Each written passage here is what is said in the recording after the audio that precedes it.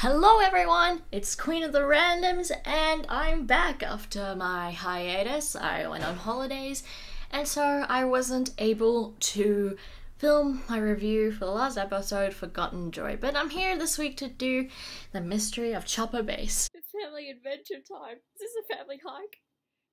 And if you notice that the film quality is getting better, well, I'm finally actually using a camera and not my MacBook, and I'm using a microphone so the audio is a little better. Anyway, let's get right into it.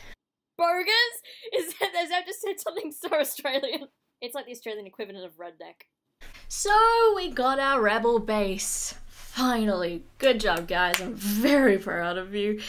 And now we see how far they've come in the story since its beginning when they were flying around trying to find jobs, and now they're got a secured base which they can call home, and it is very emotional to think about it. And to be honest, it's a little bittersweet because the family's breaking up while with Kanan and Ezra going off to fight the Inquisitors and the others staying back. It is a sad moment, and it is hard because, I don't want to have to think about my space family splitting up. How many years is it gonna be before these people see each other again? I swear to God. This episode seemed to be the one last mission before we split up, to remind us of the good old days.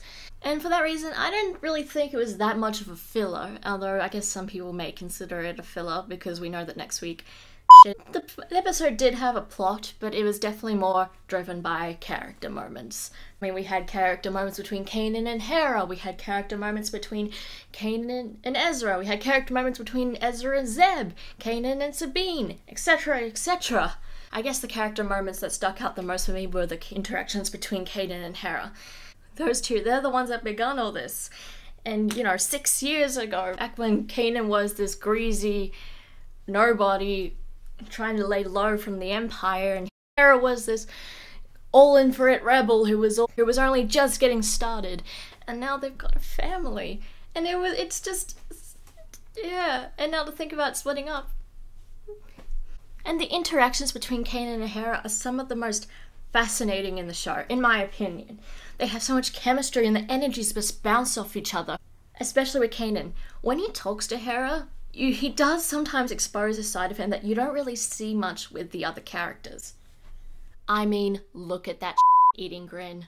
What I appreciate so much about the relationship between Kanan and Hera, and what I think is wonderful, that the writers haven't exactly denied it or accepted that there is a relationship between Hera, even though there kind of obviously is.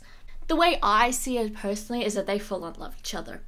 And in the past, they probably did have a bit more of an obvious relationship, And now, a few years have passed, and they have a few kids running around the Ghost, and still have a massive Empire problem to tackle.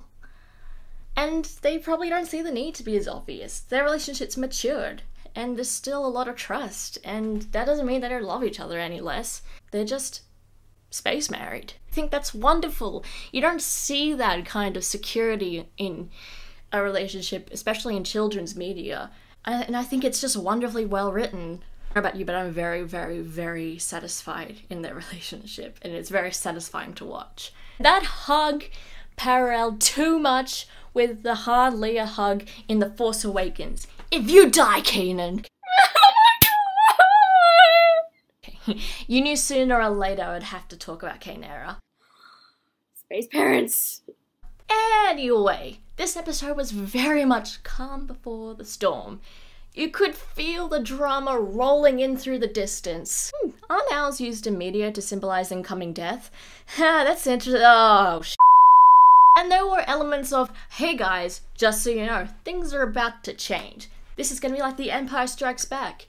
So enjoy this final family outing that makes you nostalgic for season 1, when everything was sweet and life was easy, and you didn't have to cry daily about the possibility of a favorite character dying pretty soon.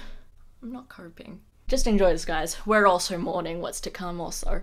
At least that's what I felt was coming off from the writers.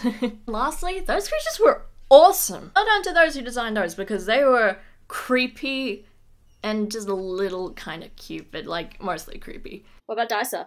What does Dicer, chop meat? Also, on a last note, if Ahsoka dies next week, I will be definitely hosting a Google Hangout as a kind of memorial for her life. And that's it for this week. Hey guys, if you liked that video and you like this channel in general, please consider checking out my Patreon page. Those who support me have the chance to see extra content. And if you just want to support me and let it be a one-time thing, you can go onto my channel, look for the support this channel button, click on it, leave how much ever you want. All contributions are deeply appreciated. Thanks guys.